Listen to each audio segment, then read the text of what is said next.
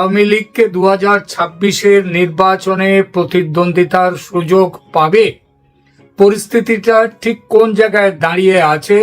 সুযোগ পেলে কি হতে পারে এবং সুযোগ না পেলে কি হতে পারে, এই বিষয়টি নিয়ে এখন আমাদের আলোচনা।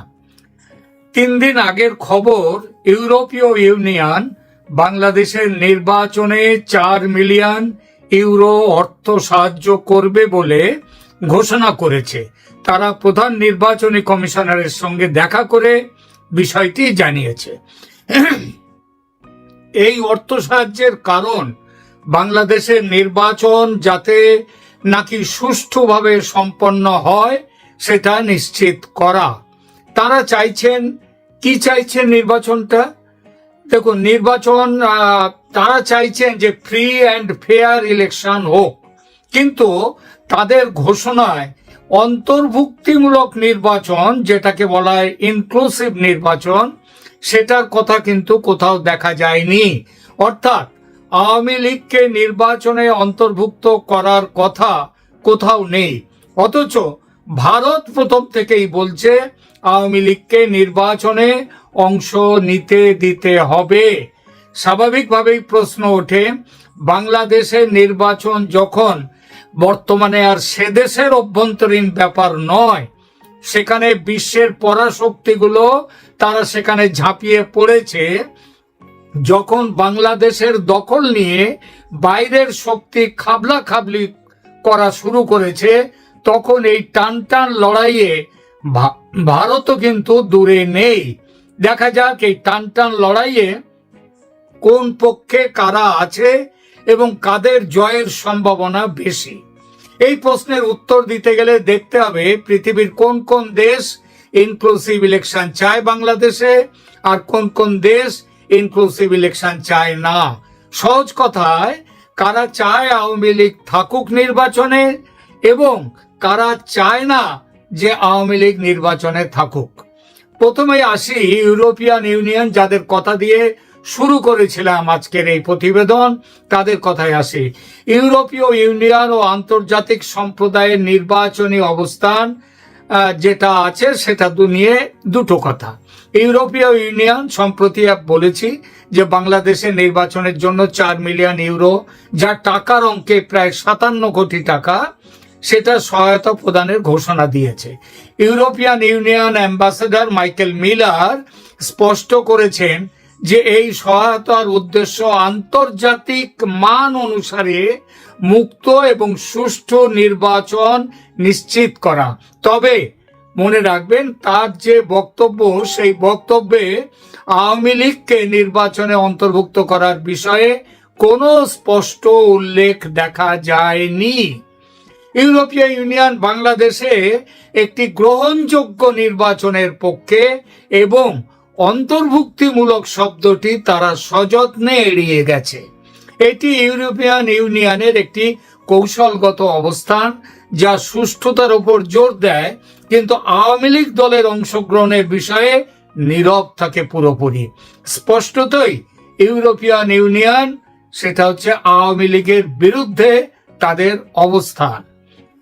কোন কোন দেশ অন্তর্ভুক্তিমূলক নির্বাচন বা সোজা কথায় আওয়ামী লীগকে নিয়ে নির্বাচনের সপক্ষে আছে সেটা একটু দেখা যাক। ভারত সবচেয়ে স্পষ্টভাবে অন্তর্ভুক্তিমূলক নির্বাচনের পক্ষে অবস্থান নিয়েছে।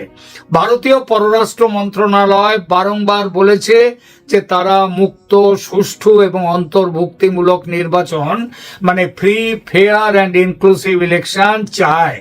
ভারত আওয়ামী লীগের নিষেধাজ্ঞার বিষয়ে উদ্বেগ প্রকাশ করেছে সেই প্রথম থেকে, এবং সমস্ত রাজনৈতিক দলের অংশগ্রহণের প্রয়োজনীয়তার উপর ভারত জোর দিয়ে এসেছে সব সময়।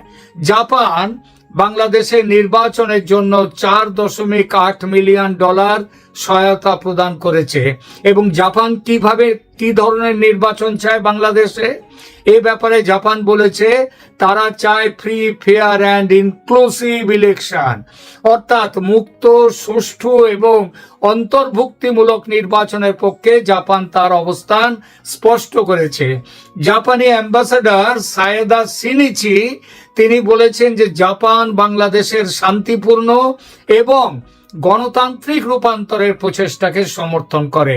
Embassy of Japan in Bangladesh, দূতাবাস 2রা জুলাই 2025 স্পষ্ট ভাষায় লিখিত বিবৃতি দিয়ে বলেছে, জাপান প্রোভাইডস জেপিওয়াই মতলব জাপানি ইউএন, সেই হিসেবে 695 মিলিয়ন, তার মানে এটা ইউএস ডলারের হিসাবে এটা হয় 4.8 মিলিয়ন, মানে প্রায় সেটা 75-70 কোটি টাকা, 70 লক্ষ কোটি টাকার মতো সেটা আসছে, 70 কোটি টাকার মতো আসছে। আচ্ছা, এরপরে তার মানে এই পরিমাণটা কিন্তু ইউরোপীয় ইউনিয়নের সবগুলো দেশ মিলে যে টাকা দিয়েছে তার থেকে কিন্তু বেশি টাকা দিচ্ছে একা জাপান, 4.8 মিলিয়ন। কিন্তু বাংলাদেশের খবরের কাগজগুলোতে জাপানের এই যে টাকাটা, এটার কোনো উল্লেখ আপনারা তেমন ভাবে দেখতে পাননি নিশ্চয়। তার কারণ হচ্ছে জাপান ওই যে অন্তর্ভুক্তিমূলক নির্বাচনের কথা বলেছে, আওয়ামী লীগকে নিয়ে নির্বাচনের কথা বলেছে, সেই জন্য জাপানের এই খবরটি খুব বেশি প্রচার পায়নি বাংলাদেশের মিডিয়াতে। জাপান কি বলেছে? জাপানের যে দূতাবাস বিবৃতি দিয়ে বলেছে, Japan provides JPY 695 million, approximately $4.8 million in electoral assistance to support free, fair and inclusive elections in Bangladesh. জাপানের কথা ছেড়ে আসি রাশিয়ার কথায়। রাশিয়া 2024 সালের নির্বাচনে আওয়ামী লীগের বিজয়কে স্বাগত জানিয়েছিল এবং পশ্চিমা হস্তক্ষেপের বিরুদ্ধে সমালোচনা করেছিল।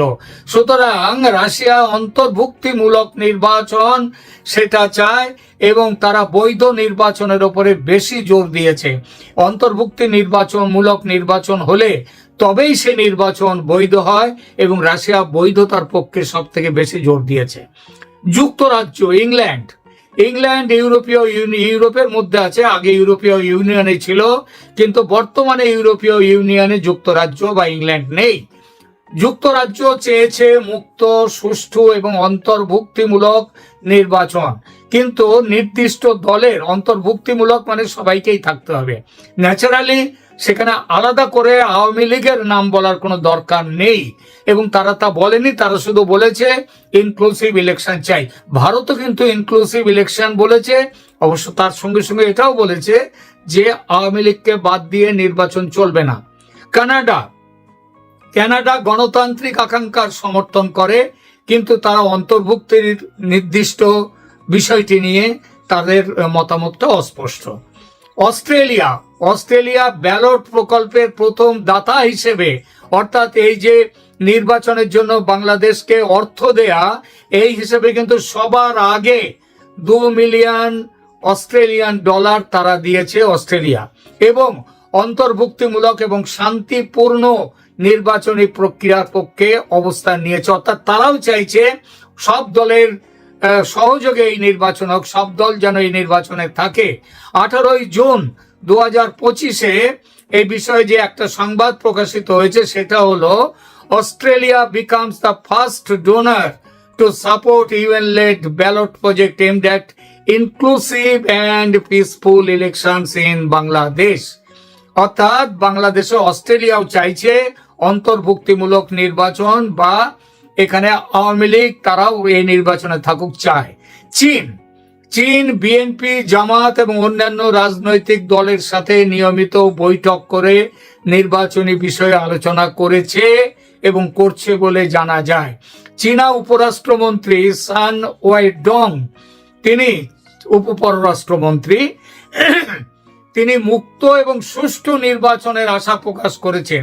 অর্থাৎ চীন আওয়ামী লীগকে নির্বাচনে অংশ নিতে দেওয়ার ব্যাপারে কিন্তু নীরবতা পালন করছে। কিছু দেশ আছে যারা সীমিত অন্তর্ভুক্তির পক্ষে, আবার এমন কিছু দেশ আছে যারা কয়েকদিন আগে এক কথা বলেছিল, এখন আবার অন্য কথা বলছে। এদের মধ্যে আছে মার্কিন যুক্তরাষ্ট্রের নাম সবার আগে। মার্কিন যুক্তরাষ্ট্র আগে বলতো সমস্ত দলকে নিয়ে নির্বাচন করতে হবে, কিন্তু তারা এখন মানে অন্তর্ভুক্তিমূলক বা ইনক্লুসিভ নির্বাচনের পক্ষে ছিল, কিন্তু বর্তমানে তারা আবার প্রাথমিকভাবে তারা চাইছে মুক্ত এবং সুষ্ঠু নির্বাচন। অর্থাৎ অন্তর্ভুক্তিমূলক শব্দটি আপাতত তাদের অভিধান থেকে বাদ গেছে। 2024 সালের জানুয়ারি নির্বাচনের পর যুক্তরাষ্ট্র বলেছিল যেহেতু অনেক দল এই নির্বাচনে অংশ নেয়নি, সেই জন্য ওই নির্বাচন মুক্ত ও সুষ্ঠু ছিল না, এবং তার জন্য আমেরিকা তার বিরোধিতা করেছিল, বাইডেন প্রশাসন। কিন্তু সেই অবস্থানে এখন আর তাদের মাথায় আসছে না যে তখন জামাত, বিএনপি এরা নির্বাচনে অংশ নেয়নি বলে যে সেই নির্বাচন অবৈধ ছিল, মুক্ত ছিল না। তারা কিন্তু এখন আবার আওয়ামী লীগকে বাদ দিয়ে নির্বাচন করে তারা সুষ্ঠু নির্বাচন চাইছে। আর বিশেষ অবস্থান জাতিসংঘ একটা বিশেষ অবস্থান এবং জটিল অবস্থান নিয়েছে। জাতিসংঘের বাংলাদেশের যে আবাসিক কোঅর্ডিনেটর গুইন লুইস, তিনি বলেছেন যে আওয়ামী লীগ অংশগ্রহণ না করলেও নির্বাচন নাকি ইনক্লুসিভ বা অন্তর্ভুক্তিমূলক হতে পারে যদি সব নাগরিক ভোট দিতে পারে। সব নাগরিক শব্দটার অর্থ কি? 100% নাগরিক? 100% নাগরিক পৃথিবীর কোন দেশে 100% নাগরিক ভোট দিয়েছে কোনোদিন? এই লাইন, তার মানে এটা হচ্ছে সেই ধরি মাছ নাচুই পানি। তারাও চাইছে অন্তর্ভুক্তিমূলক নির্বাচন বা ইনক্লুসিভ নির্বাচন যাতে না হয়, এবং তাদের মতামত অনেকটাই ওই যুক্তরাষ্ট্র এবং ইউরোপীয় ইউনিয়ন যে লাইন নিয়েছে তার সাথে মিলে যায়। ইসলামিক সহযোগিতা সংস্থা বা OIC এরা 2024 সালের নির্বাচন পর্যবেক্ষণ করেছিল, কিন্তু সে সময়ে জামাত তো তখন কোনো রাজনৈতিক দল হিসেবে তাদের নির্বাচনে দাঁড়াবার ক্ষমতা ছিল না, তারা বাতিল করা হয়েছিল তাদের অন্তর্ভুক্তি। তো সেই জন্যে তারা কিন্তু তখন তারাও বলেনি যে বিএনপি নির্বাচনে অংশ নেয়নি বলে এই নির্বাচন ঠিক হয়নি, এটা কিন্তু তারা বলেনি। তারা বলেছিল ইসলামিক বিশ্বের, তারা বলেছিল ওই নির্বাচনের বিরুদ্ধে 2024-এর 7 জানুয়ারির নির্বাচনের বিরুদ্ধে, কিন্তু OIC কোনো কথা বলেনি। ইসলামিক বিশ্বের বেশিরভাগ দেশই বাংলাদেশের অভ্যন্তরীণ বিষয়ে প্রত্যক্ষ হস্তক্ষেপ এড়িয়ে চলে। তাহলে শেষ পর্যন্ত কি হতে পারে দেখা যাক বিষয়টি। সবচেয়ে সম্ভাব্য যে পরিস্থিতি সেটা হলো বর্তমান আন্তর্জাতিক মতভেদের প্রেক্ষিতে বাংলাদেশের 2026 সালের নির্বাচন সম্ভবত একটি অত্যন্ত জটিল অবস্থায় পৌঁছে যাবে।